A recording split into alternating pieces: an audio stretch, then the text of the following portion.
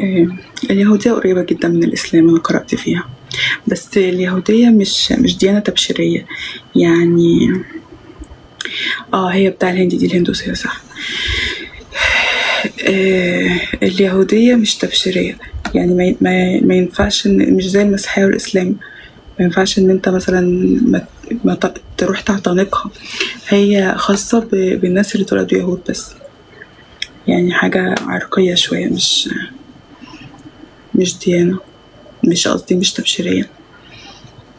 بس أنا لما قرأت فيها هي أقرب أقرب أقرب شيء للإسلام، يعني شبه بعض جدا.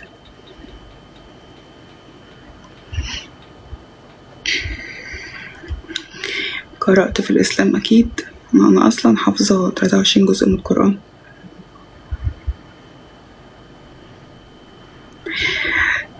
مين قالك أنا مش فاهمة، ومين قالك أنت اللي فاهم يعني؟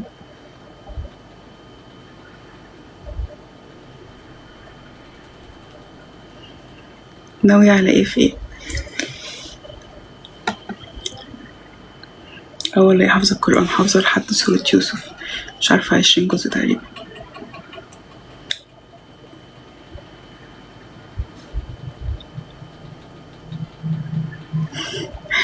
ولا واسعة ولا حاجة، عادي، ناس كتيرة حفظت وهي صغيرة.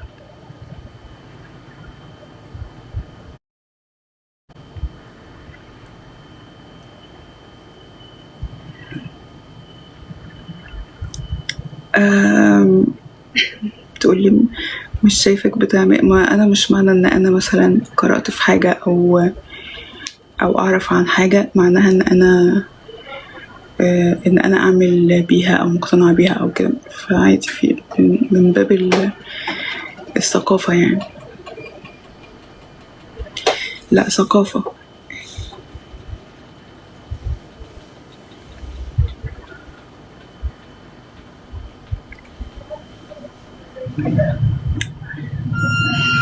أهلا يا محمد، نورت.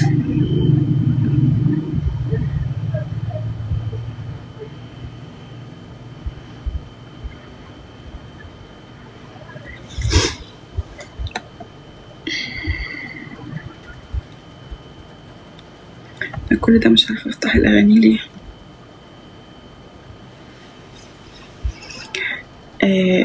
لما قرأت يعني لحد دلوقتي، عشان يعني الواحد مهما يقرأ ما وصلش لكل حاجة. حسيت اللي بيعبر